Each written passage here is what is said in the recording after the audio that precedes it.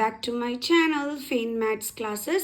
So ഇന്നത്തെ ക്ലാസ്സിൽ നമ്മൾ പഠിക്കാൻ പോകുന്നത് third chapter trigonometric functions exercise 3.3 question number 2 ആണ്. ഓക്കെ, അപ്പോൾ എൻ്റെ ചാനൽ കാണുന്നവർ സബ്സ്ക്രൈബ് ചെയ്യാനും ലൈക്ക് ചെയ്യാനും കമൻറ്റ് ചെയ്യാനും മാക്സിമം ഷെയർ ചെയ്ത് സപ്പോർട്ട് ചെയ്യാനും മറന്നു പോകരുത്. ഓക്കെ, അപ്പോൾ നമുക്ക് നമ്മുടെ ക്ലാസ് തുടങ്ങാം. എന്താണ് നമ്മുടെ ക്വസ്റ്റ്യനിൽ പറഞ്ഞിരിക്കുന്നത്? Prove that 2 sin square pi by 6 plus cosec square 7 pi by 6 into cos square pi by 3 is equal to 3/2. Okay, അതായത് നമ്മളിവിടെ പ്രൂവ് ചെയ്യേണ്ടത് LHSഉം RHSഉം ഈക്വൽ ആണെന്നാണ്. അപ്പോൾ നമുക്ക് LHS എടുത്തിട്ട് ചെയ്യാമല്ലേ? ഓക്കെ, അപ്പം LHSൽ എന്തൊക്കെയാണ് കിടക്കുന്നത് അത് നമുക്കൊന്ന് എടുത്ത് ഇവിടെ എഴുതാമല്ലേ? നമുക്ക് പ്രൂവ് ചെയ്യേണ്ടതല്ലേ? ഓക്കെ, അപ്പോൾ LHS എടുത്ത് ഇവിടെ എഴുതാം. 2 sin square pi by 6 plus cosec square 7 pi. Okay, 7 pi by 6. ഇവിടെ ഡോട്ട് ഇട്ടിരിക്കുന്നതിൻ്റെ അർത്ഥം ഇൻറ്റു ഉണ്ടെന്നാണ്.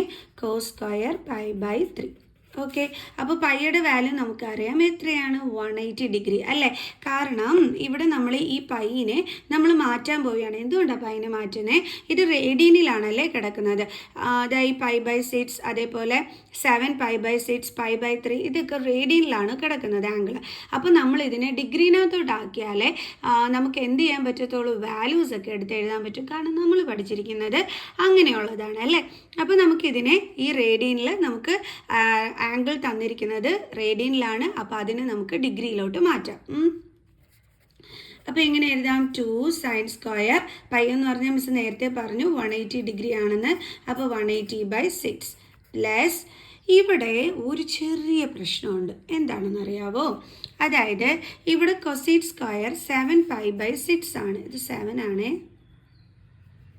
ഓക്കെ, അപ്പം മിസ്സ് ഇവിടെ എടുത്ത് എഴുതിയാണ് 7 പൈ എന്ന് പറഞ്ഞാൽ എത്രയാണ്? 180. Okay, by 6. അപ്പം മിസ്സ് ഇത് കട്ട് ചെയ്തപ്പോൾ 30.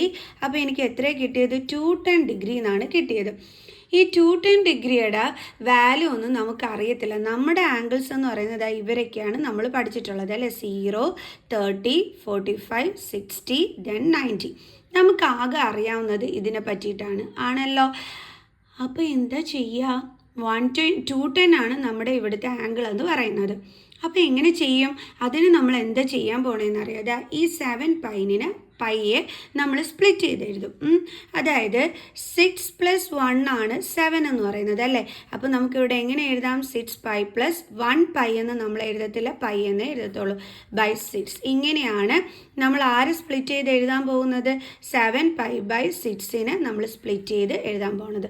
ഇതാ നോക്കിയ 6 പൈയുടെ ഇവിടെ ഒന്നുമില്ലെങ്കിൽ 1 ഉണ്ട്. സോ 6 + 1 എന്താണ്? 7 pi/6.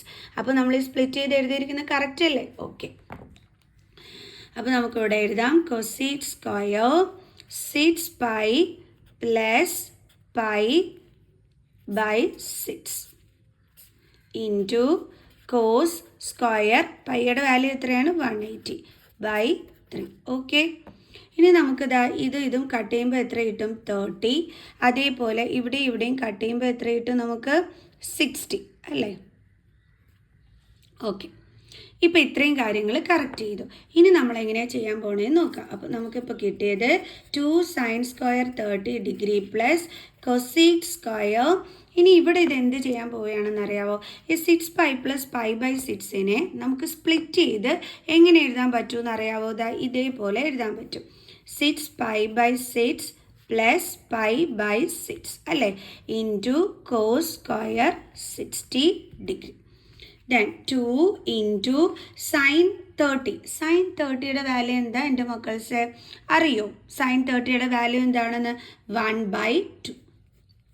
സ്ക്വയർ ഉണ്ട്, അപ്പോൾ അതിൻ്റെ സ്ക്വയർ പ്ലസ് നിങ്ങളെ ആംഗിൾസിൻ്റെ വാല്യൂസ് പഠിച്ചു വെക്കണം, എന്നാലേ ഈസി ആയിട്ട് ചെയ്യാൻ പറ്റത്തുള്ളൂ കേട്ടോ.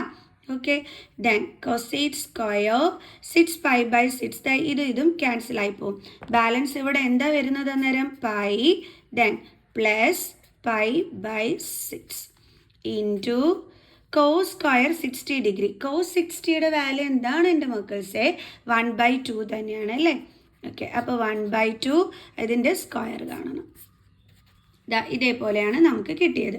ദെൻ 2 ഇൻറ്റു 1ൻ്റെ സ്ക്വയർ എന്താണ്? 1/2ൻ്റെ സ്ക്വയർ എന്താണ്? 4 പ്ലസ് cosec square ഇനിയാണ് നമ്മൾ ഇവിടെ കുറച്ച് കാര്യങ്ങൾ അറിയേണ്ടുള്ളത്. എന്താണെന്ന് അറിയാവോ? പറഞ്ഞുതരാവേ. ഇവിടെ എന്താ കിടക്കുന്നത്? പൈ പ്ലസ് പൈ ബൈ 6 എന്നാണ്.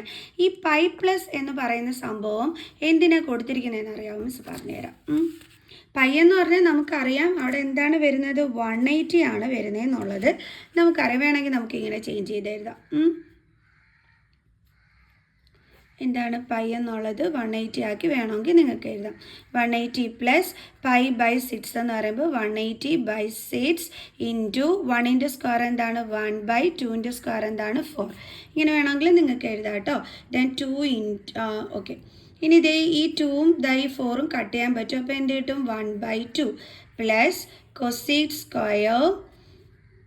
ഇനിയാണ് മിസ് അടുത്ത പറഞ്ഞു തരാൻ പോണ കാര്യം വരാൻ പോണത്. ഓക്കെ, അതിന് മുമ്പായിട്ട് നമുക്കിതാ ഇവനെയും കട്ട് ചെയ്യാം. അപ്പോൾ എത്ര കിട്ടി? 30. ഓക്കെ, ഇനി നമ്മൾ അറിഞ്ഞിരിക്കേണ്ടുള്ള കാര്യം എന്താണെന്ന് മിസ് പറഞ്ഞുതരാം. വെരി ഇമ്പോർട്ടൻ്റ് ആണേ. അപ്പോൾ നോക്കിക്കോ. അതായത് ഇപ്പം നമുക്കറിയാം ഈ ഒരു സംഭവം നമ്മൾ പഠിച്ചിട്ടുള്ളതാണ് അല്ലേ. ഇവിടെ 0, ഇവിടെ വരുമ്പോൾ 90, ഇവിടെ വരുമ്പോൾ 180, ഇവിടെ വരുമ്പം 270. ഇത് നമുക്ക് അറിയാവുന്ന കാര്യമാണ്. എന്നിട്ട് നമ്മൾ പൈയിലാക്കി എഴുതുമ്പോൾ ഇത് പൈ ബൈ 2 അല്ലേ. ഇതെന്ത് വരും? പൈ. ഇതെന്ത് വരും? 3π/2. അതായത് റേഡിയനിലാക്കി എഴുതുമ്പോൾ ഇത് വന്ന് കംപ്ലീറ്റ് ചെയ്യുമ്പോൾ ഇവിടെ 360 ഡിഗ്രി ആണെന്ന് അറിയാം. 360 ഡിഗ്രി എന്ന് പറയുമ്പോൾ റേഡിയനിൽ 2π ആണ്. ഇത്രയുമാണ് നമുക്കറിയാവുന്ന കാര്യങ്ങൾ. അപ്പോൾ ഇവിടെ നോക്കിക്കേ 180 പ്ലസ് ആണ് വന്നിരിക്കുന്നത്. ഓക്കെ, അപ്പോൾ നമ്മൾ മിസ് നേരത്തെ പറഞ്ഞു ഈ പൈ പ്ലസ് തന്നിരിക്കുന്നത് നമുക്കൊരാവശ്യത്തിന് വേണ്ടിയിട്ടാണ്. എന്തിനു വേണ്ടിയിട്ടാണെന്ന് അറിയാവോ? സൈൻ കണ്ടുപിടിക്കുന്നതിന് വേണ്ടിയിട്ട്. അതായത് നമ്മൾക്കിപ്പോൾ ഇവിടെ വന്നിരിക്കുന്നത് 180 പ്ലസ് ആണ്. 180 പ്ലസ് എന്ന് പറഞ്ഞു കഴിഞ്ഞാൽ നമ്മുടെ ആംഗിള് അതായത് ഇവിടെ നിന്നും സ്റ്റാർട്ട് ചെയ്ത് 180 പ്ലസ് എന്ന് പറയുമ്പോൾ 180-നേക്കാട്ടും കൂടുതലാണ്. അതായത് തേർഡ് ക്വാഡ്രൻറ്റിൽ വരും എന്നാണ് അതിൻ്റെ മീനിങ്. കണ്ടോ? പൈ പ്ലസ് എന്ന് പറഞ്ഞാൽ പൈനേക്കാട്ടും കൂടുതൽ എന്ന് പറഞ്ഞാൽ എവിടെ വരുന്നത്? തേർഡ് ക്വാഡ്രൻറ്റിൽ. ഈ തേർഡ് ക്വാഡ്രൻറ്റിൽ നമ്മളൊരു ട്രിക്ക് പഠിച്ചിട്ടുണ്ടായിരുന്നു. മിസ്സിൻ്റെ തുടക്കം മുതൽ വീഡിയോസ് കാണുന്ന കുട്ടികൾക്കറിയാം. അതായത് ആഫ്റ്റർ സ്കൂൾ പിന്നെന്തായിരുന്നു?